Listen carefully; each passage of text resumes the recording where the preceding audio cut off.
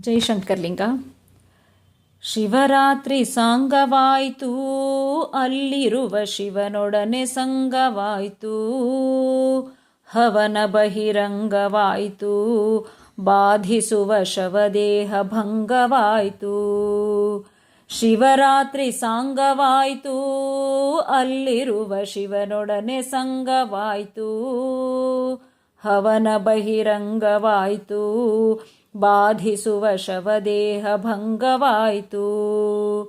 ಉಪವಾಸಿಯಾಗಿ ನಾನು ಬಿಡಿಸಿ ತಂದುಪಚಾರ ಬಿಲ್ವಗಳನ್ನು, ಗುಪಿತ ಶಿವ ಮಂದಿರವನು ಸೇರಿ ಮಂಟಪದ ಬಾಗಿಲ ತೆರೆದೆನು.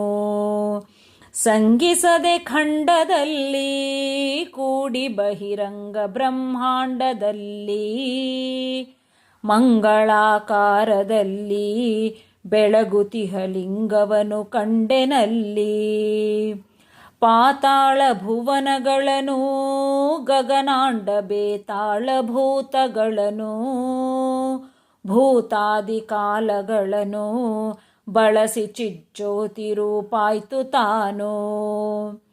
ಅಭಯವೇ ತೋರುತಿಹುದು, ಎಲ್ಲೆಲ್ಲೂ ಶುಭ ಮಹೋದಯವಾದುದು. ಸಭಯ ಸಂಸರ್ಗವಿರದು, ಅಮೃತದಿಂದ ಅಭಿಷೇಕವಾಗುತ್ತಿಹುದು. ಘಂಟೆಯನ್ನು ಬಡಿಯಲಿಲ್ಲ, ಅದು ಬಹಳ ಕಂಟಕವೇ ತೋರಿತಲ್ಲ. ಕುಂಟರಿ ನಂಟರಿಲ್ಲ, ದೀಪಗಳ ನಂಟಿಸುವ ನಾವನಿಲ್ಲ. ಗಾತ್ರವೇ ಕಾಣಲಿಲ್ಲ, ಅದರಿಂದ ಪಾತ್ರೆಗಳನ್ನಿರಿಸಲಿಲ್ಲ. ಪತ್ರೆಗವಕಾಶವಿಲ್ಲ, ಶಿವನ ಬಳಿ ರಾತ್ರಿಯೇ ತೋರಲಿಲ್ಲ. ಭೇದವಿಲ್ಲೆಲ್ಲವಾಯ್ತು, ಮಂತ್ರ ಪಠನಾದಿಗಳು ಬೇಡವಾಯ್ತು. ಪಾದವೇ ಭುವನವಾಯ್ತು, ಅದರಿಂದ ಪಾದ್ಯವೇ ಶೂನ್ಯವಾಯ್ತು. ಪಂಚಪಾತ್ರೆಗಳ ತೊರೆದೆ, ಆಗಾಮಿ ಸಂಚಿತಗಳನ್ನು ಕಳೆದೆ. ಪಂಚಾಮೃತವ ಸವಿದೆ, ಹರಿಹರ ವಿರಿಂಚಿ ರೂಪವನು ತಳೆದೆ. ಮರಣ ಜನ್ಮಗಳಿಲ್ಲ, ಮುಂದದರ ಭರಣ ದುಃಖಗಳಿಲ್ಲ.